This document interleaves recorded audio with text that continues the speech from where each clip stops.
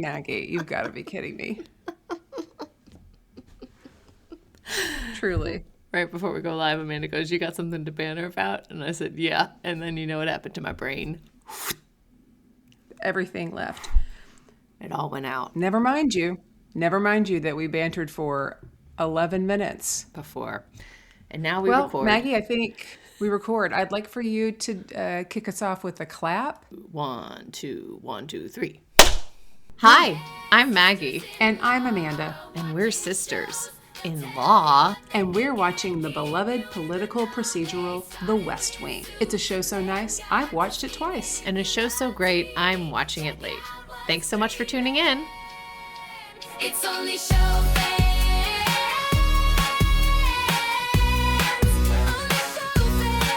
It's only show fans. Only show fans. This is The West Wing, Season 1, recapping episodes 17 through 20. I have a brief. And I wrote it down. I bet you do. Pause for ASMR while I get a little bit of my medicine here. A humongous liter of Coca-Cola. When's the last time you saw me just drink regular Coke? I don't think I've ever seen you drink regular Coke out of a liter like that. I don't think I've ever in my whole life seen you do that. All right, let's hear your brief, Mag. Okay. Hey, ladies. This set of 4 episodes brought some drama with the women in the West Wing. Mandy is in hot water for doing her job really well before she was hired by the president's team. Lori graduates law school and just might get a job in the federal government because of her extracurriculars. The jackal, CJ, makes a boo-boo in her press briefing. Joey has Josh Lyman signed, sealed, and delivering her coffee mugs with his smitten little self. Zoe, the first daughter's frat party fiasco, is second only to the first lady whose staff has gone rogue and is causing trouble for the office of the president. The fix to all this trouble? Let Jed be Jed and hope the polls start climbing high to the sky. What a fantastic brief.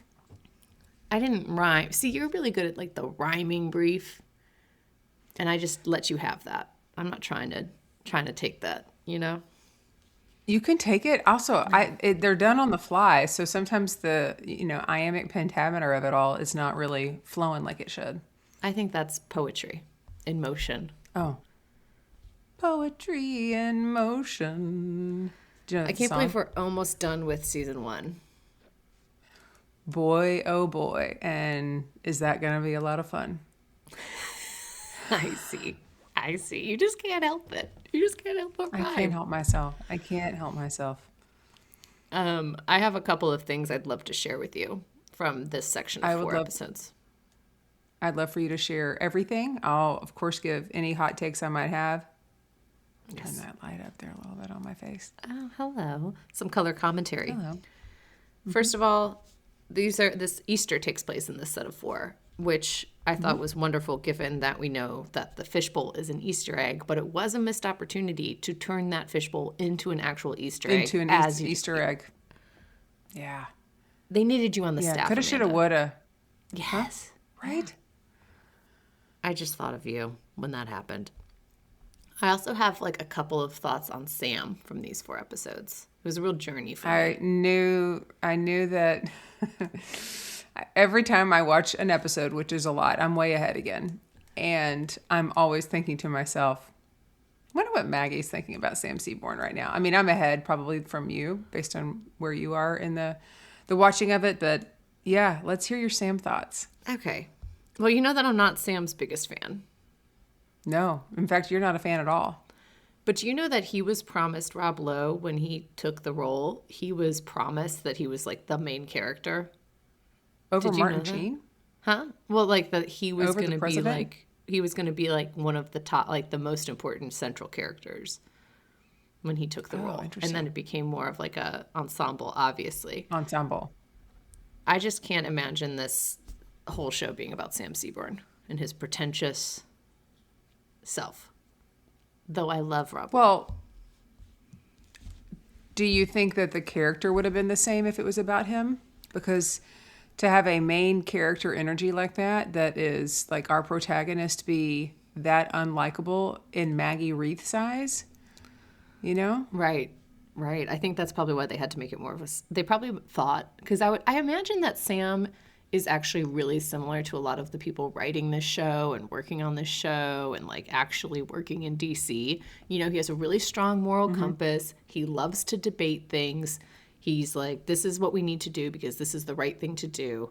Right. He's the devil's advocate always.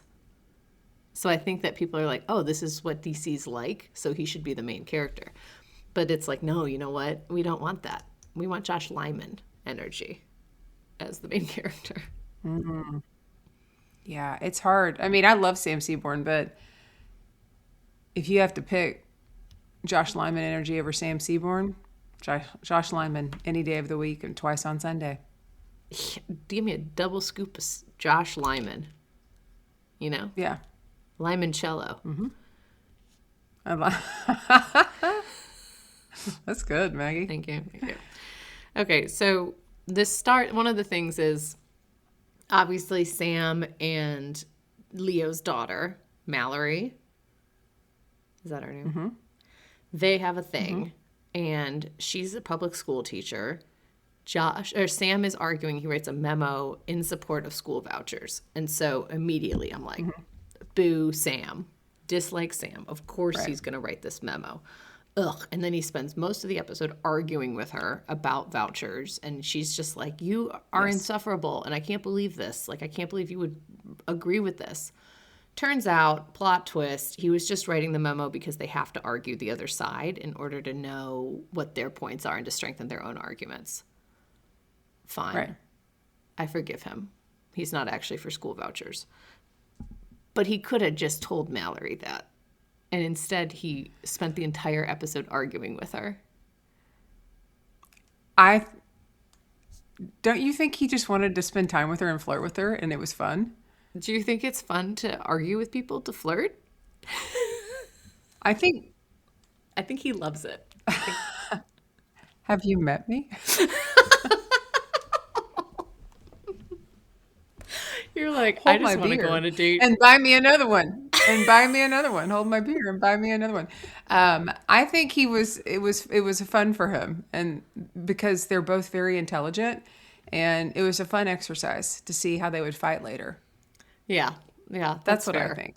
Josh also did this with Joey in this episode. Like, just argue for the sake of having conversation. Personally, Well, they're both lawyers. yeah, but oh my God, how exhausting. Because they're not even arguing like something that they feel passionately about, like that they're right. They're just arguing for the sake of arguing. And it's like, oh my gosh, give it a rest, boys. Right. But I thought it was great. Yeah, you would date either one of them. You'd have a great time. of it. Oh my gosh, are you kidding me? I try and date both of them as long as possible until I had to make a decision. String them along. I do that bachelorette stuff where you got multiple dates. Do a home visit, you know? Oh yeah, A hometown visit. Hometown visit.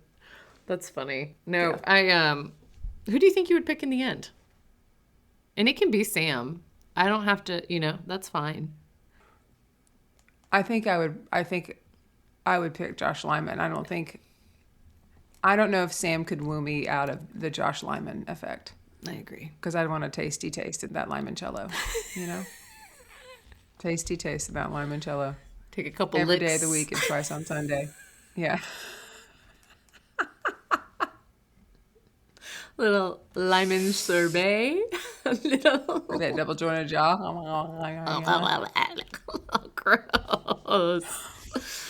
I did agree with Sam though in this episode a couple times. One was the first Look what lady's. we have here. Yeah, look at me. I'm flexible. I agree sometimes. First lady's office is really at odds with the president's because she's kind of gone rogue, right? Her press secretary is booking her on stuff. She's arguing about child labor, which is a noble cause, but they're not vetting it through the White House. So it's kind of coming to a head and messing things up. Also, the first lady leaks that she's supporting a specific Fed chair, which is like, oh no, you can't do that because now it looks bad for the president, right? You kind of have to get in line. And Sam says as much. And I agree with Sam. there's kind of like the president's office is the most important office here.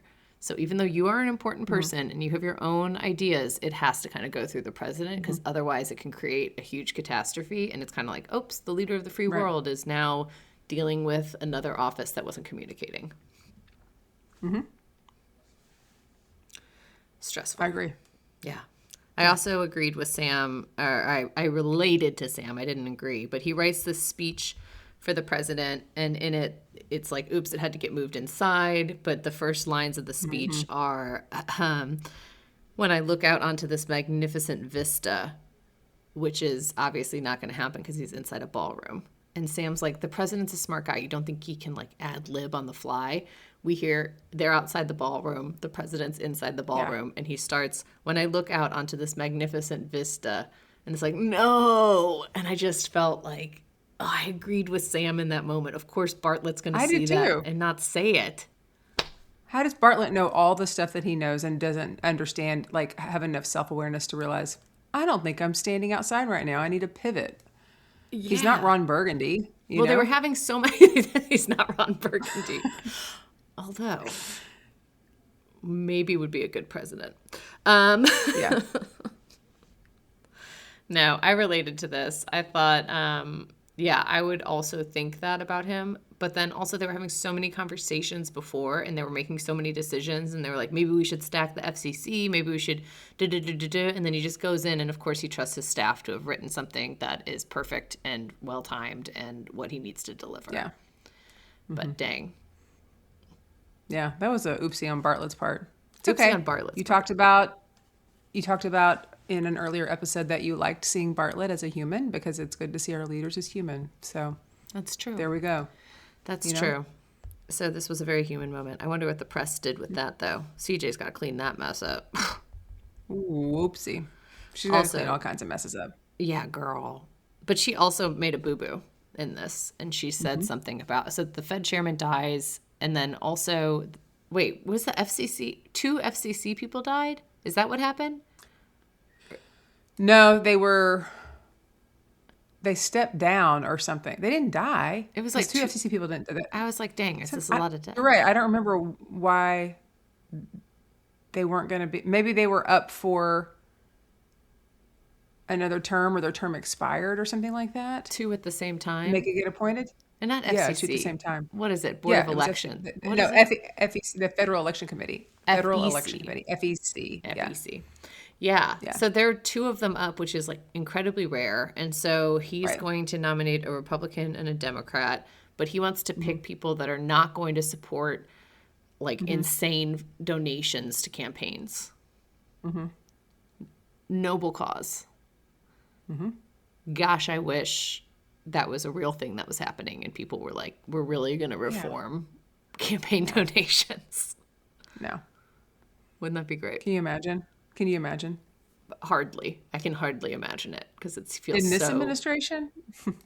It feels so far-fetched. But yeah, so he's like, I'm going to nominate a Republican and a Democrat, but I'm going to nominate them who are going to agree with me and try and do reform so we can get some stuff done. CJ stands up in front of the press and she goes, he's nominating a Republican and a Democrat, even though he is under no legal obligation to do so. Which, oopsies, he is under legal obligation. Oof. She feels real bad about this. Yeah. She does. She actually, I feel like of all of the people in the cast, she is harder on herself when she makes a mistake than anybody else. Why do you think that is? I don't know. It's so weird. I can't pinpoint it. With her being a woman, you know, beats me, Maggie. Yeah, the guys would do, like, Josh Lyman was in there and he promised a super secret treasury plan, right? Or a super secret economy plan. And it was like, oops, sorry, I did that. On to the next meeting. Yeah. Oops, my bad. My bad. CJ's like 3 episodes carrying this guilt that she's really messed up. And she feels like Leo's mad at her. Same with Mandy, too. Like, Mandy writes this memo. She's really, really good at her job before she was in the presidency. She writes a memo that's like scathing of the Bartlett administration with all the things that they're doing She's working wrong. for somebody else, right, who could be running. And so she writes a playbook of basically all of the flaws in the Bartlett administration, and it really hones in on Bartlett and Leo. Like, it's definitely an attack on those two, and talks about how somebody could win against them, and then it gets leaked. So it's a paper that's floating around, and it turns out none other than Danny Kincannon has that paper, Danny Kincannon, of all people. of all He the has it. people, the head of the press. But she gets iced out too. Leo's like, she can't be in the meeting. So I wonder if they treat the women, when the women, even though we love this administration, it seems like when the women mess up, it's like they are shamed more for their mistake. Well, that might not be a Bartlett administration issue. That might be an Aaron Sorkin issue. That might be a society issue, Amanda. Mm-hmm. A society issue. Really? Do you think that society does that? I don't know. In this economy? In this economy, in this society, in this So sue me. so sue me, society. Is that why we're the number 2 podcast that's recapping the West Wing? Because we're 2 females? I don't know. Come Maybe we've made a on. couple mistakes. So sue me. So sue me. Yeah, I don't know. That's my thought. That's a hot take I have. It is crazy that was a hot take 25 years ago, 26 years ago, 25 and years ago. it's still sizzling hot today. Women. Q3 2026. Here we are. Women. Classic. Can't live with them? Sure. Wouldn't be here without them. Literally. Yeah, Really. dude. It's also a hard job. I feel like the press secretary is so public facing that anything that goes wrong, like, right? You have like, to be good at your job. you have to be good. And she's great. She's great at her job. And even though she's great, there's still these moments where, like, she's not fully briefed, or she says something that, like, feels like it's good in the conversation, but it's not just like a one-on-one conversation. It's one on everyone it's being broadcast to in the entire world. And this was a different news cycle too, right? This was like everyone is receiving the same news at the same time. So, yeah, gosh, not a job I think I would want. There was a time when I think I would want that job, and now I'm self-aware enough to know I would not want that job. You'd be good press secretary. Would I? Would I, though? I'd rather have Sam Seaborn's job. Type, type, type, type, type. Give the speech. Oops, the president's the one that said the vista. Not me. Okay. Should we unpack a little bit that your least favorite character is the role that you want? Are you projecting something, Maggie, that you're not even realizing? Because that is very interesting to me that you don't like Sam Seaborn's character because you do love Rob Lowe, but yet you want to have Sam Seaborn's job. Maybe I don't like him because I want his job. I'm gunning for his job. Maybe I'm like, I could do that might job be it. better. You know? Like, I could do it. I like this. I like I think that might this. be it. Did you just psychoanalyze me?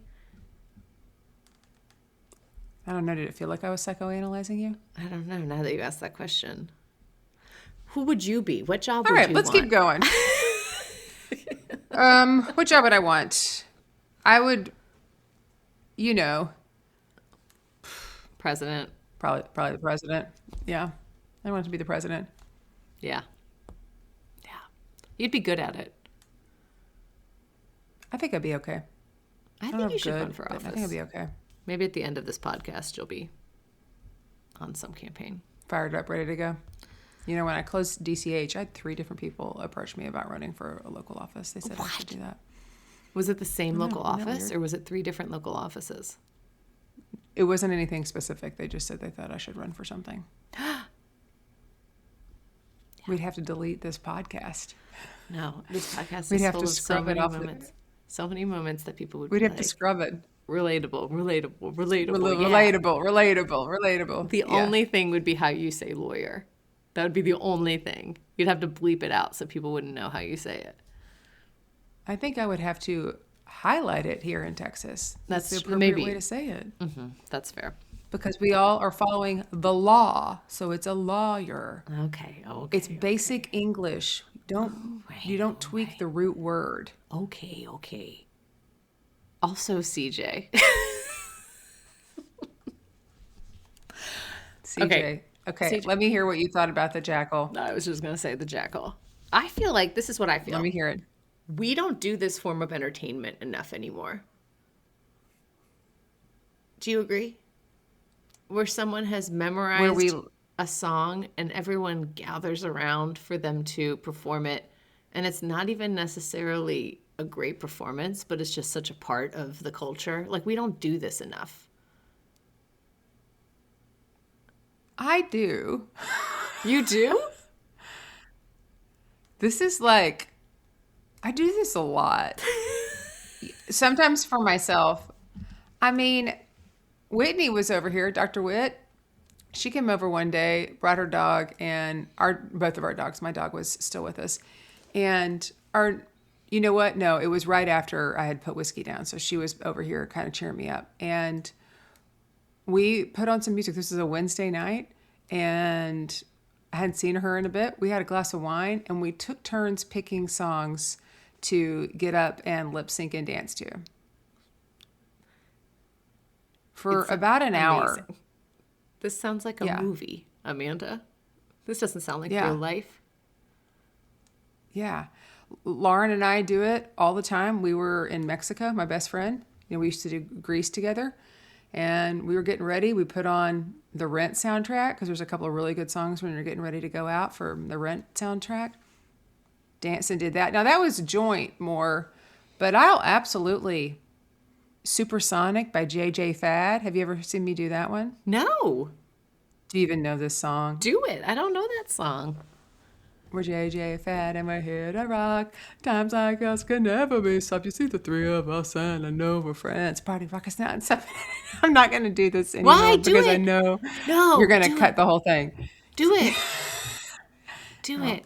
Amanda. See, the J is for just, the other for German, the F is for fresh, MGM. Behind the turntables is DJ Train. Mixing and scratching is the name of the game. Now, here's a little something about nosy people. It's not real hard, it's plain and simple, baby. Supersonic. Supersonic. Love it. The way that you can get real into it and dance around to keep me going is a true gift because you were just wanting more of that content for Riverside to pick it up. And if it doesn't, you're actually going to sit down and take the time to edit it to make sure we get it. I wanted that content for me. That made my day. Thank you. That's what I'm saying. We don't have enough of this. We need more of this, Amanda. You need to be out there doing this more, rallying people to a small office so you can perform. And this is where I announce my candidacy.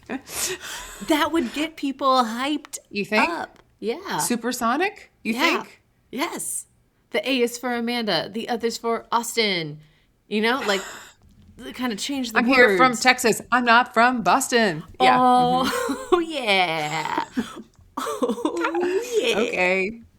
All right, let's start a petition. Okay, I'm ready. I signed it. Beep, beep, beep. Thanks.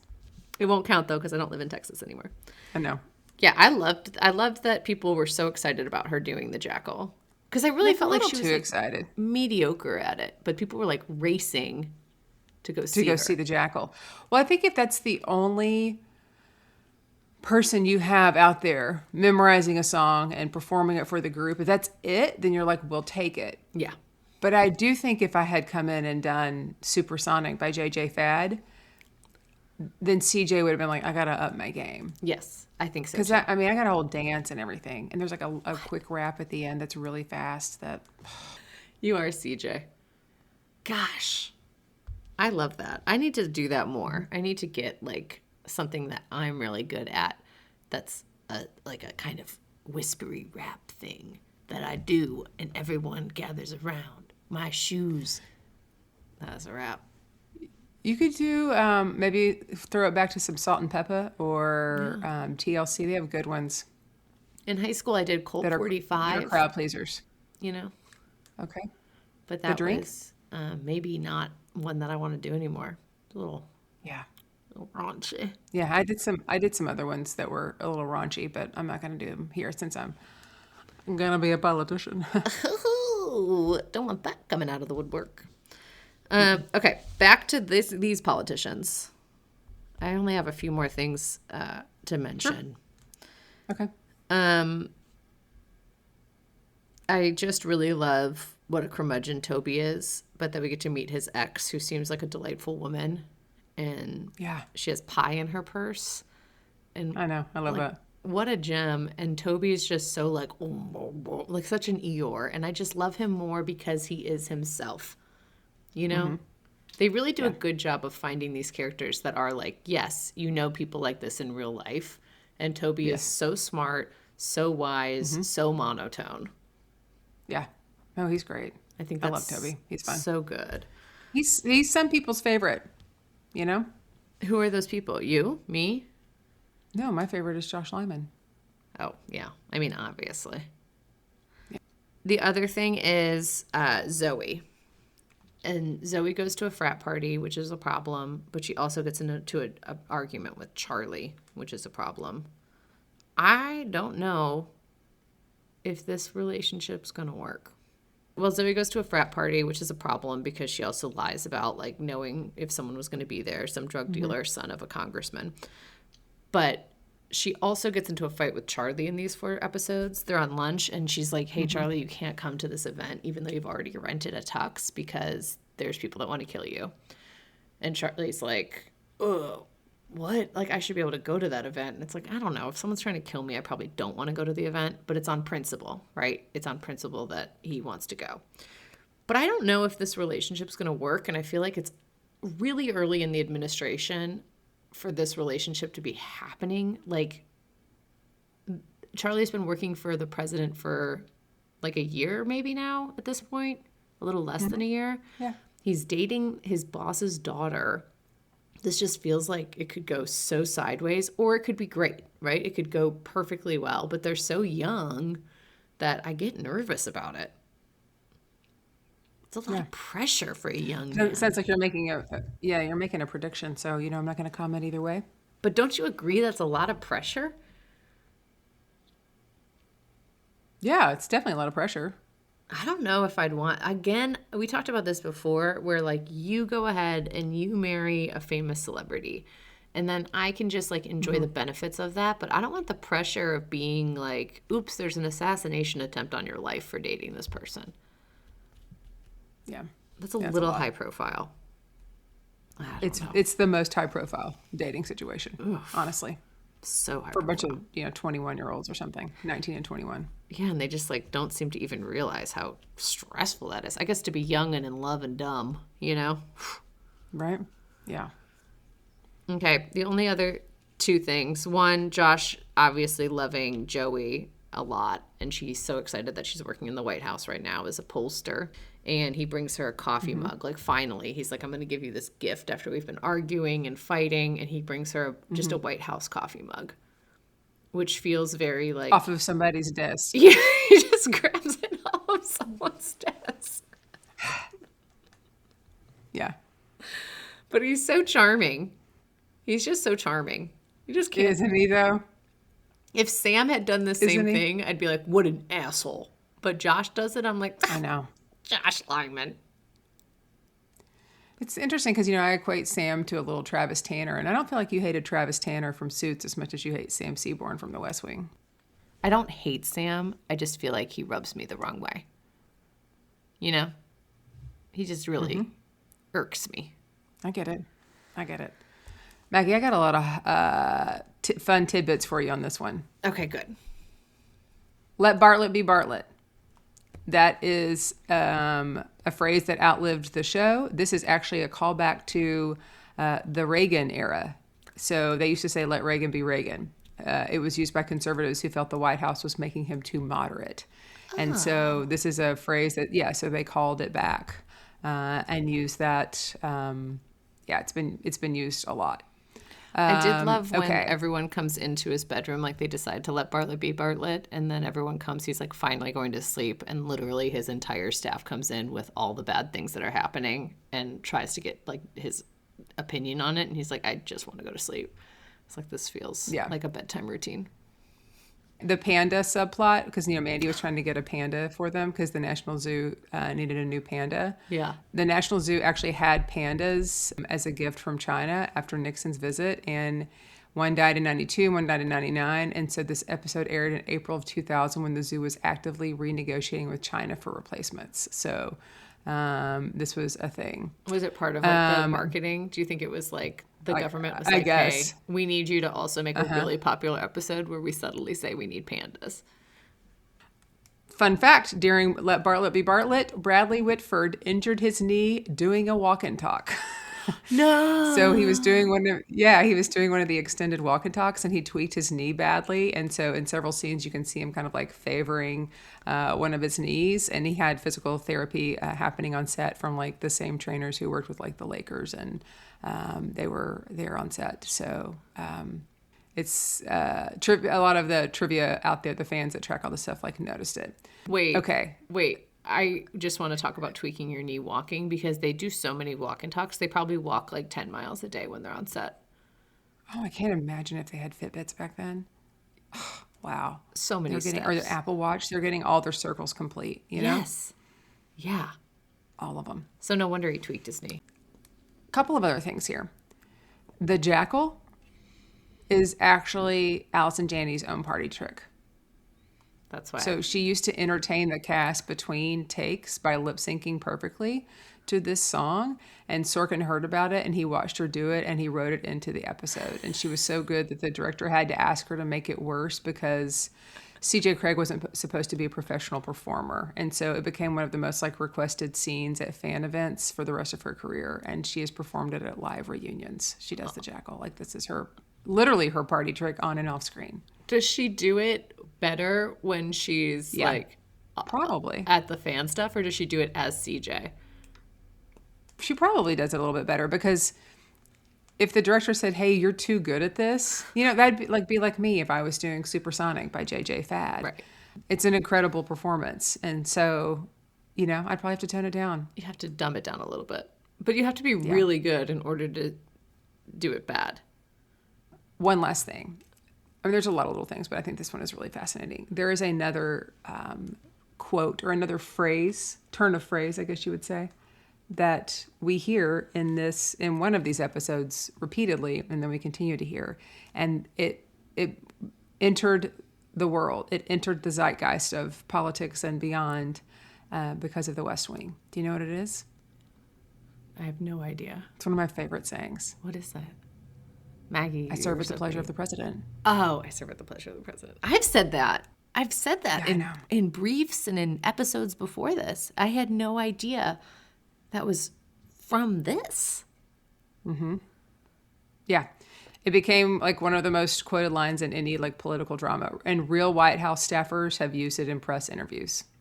Yeah. I've heard it So in it's said real on life. TV and in film. It's said on TV and film a lot, but it's also said in interviews. So Yeah, in real life.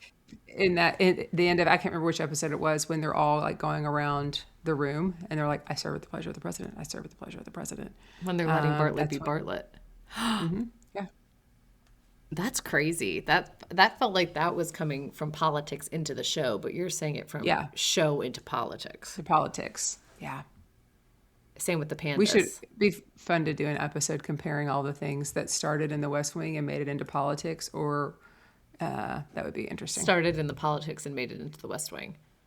The panda's kind of both, I think, because it was like, we need a panda. It's in the episode. We get a panda, Yeah. Dang. Well, I serve at the pleasure of this podcast. Yes, you do. You want to make some predictions real quick? Yeah. But should we hop on a train? I'd love to. We got a prediction town. Yeah, let's go on down. All right.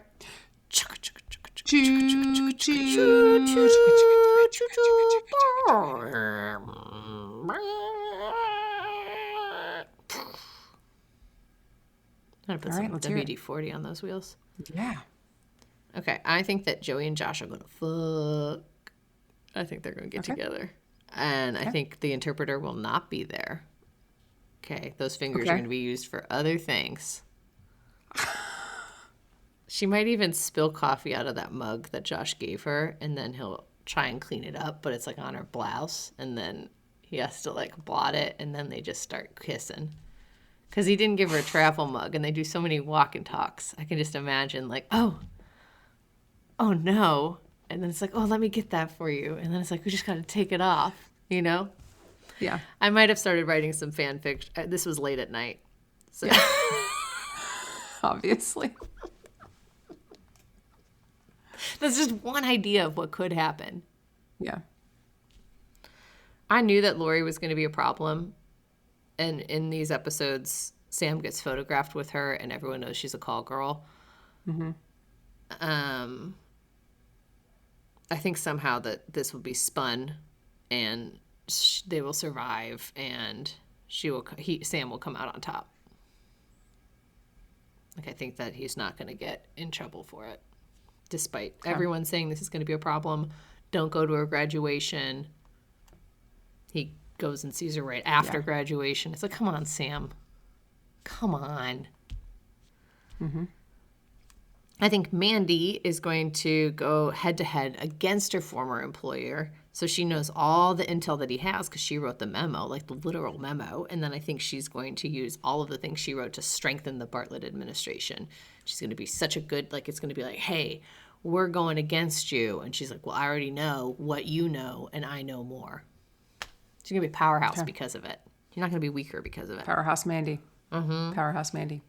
And I think that now that they're letting Bartlett be Bartlett, it's going to be more of a headache because I think there's going to be more hiccups and things. But I think that more people will appreciate it and they're going to love the authenticity. Mm-hmm. So I think he's going to do better in the polls.